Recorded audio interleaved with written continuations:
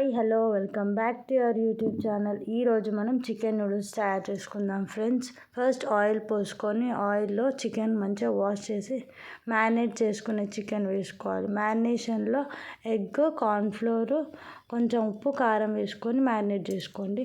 Marinate చేసుకొని ఒక 2-3 minutes ఫ్రిడ్జ్లో పెట్టుకొని ఫ్రై చేసుకోండి.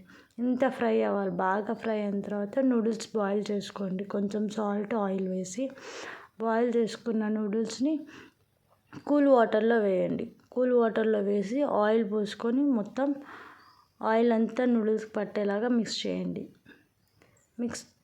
మిక్స్ చేసి దాన్ని ఇప్పుడు మనం ఒక పెద్ద కడాయి తీసుకోవాలి.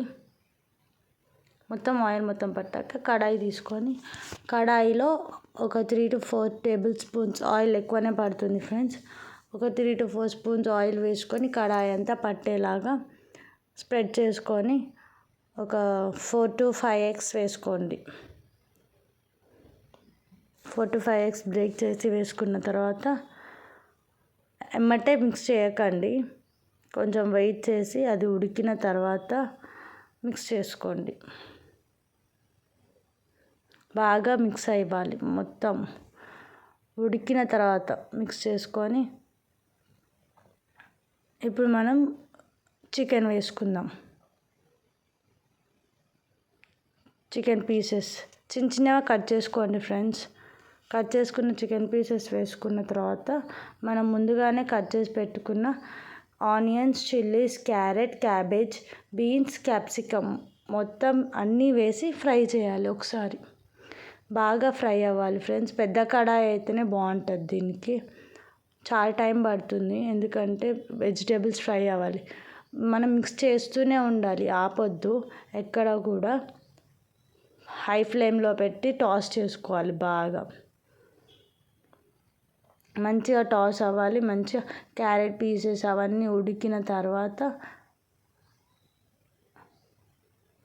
మంచిగా టాస్ చేసుకొని ఉడికిన తర్వాత మనం నూడిల్స్ వేసుకోవాలి. మనం ఆయిల్ వేసాం కాబట్టి ఒకదానికొకటి స్టిక్ అవ్వదు. నూడిల్స్ మొత్తం నూడిల్స్ అన్నీ వేసుకొని మిక్స్ చేసుకోవాలి.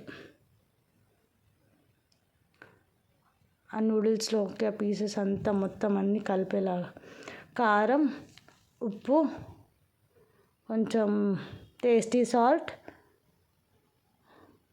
గరం మసాలా, ధనియాల పొడి, గరం మసాలా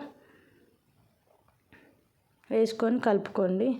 ఇప్పుడు soya sauce, green chilli sauce, red chilli sauce, schezwan sauce ఈ 4 సాసులు వేసుకోండి.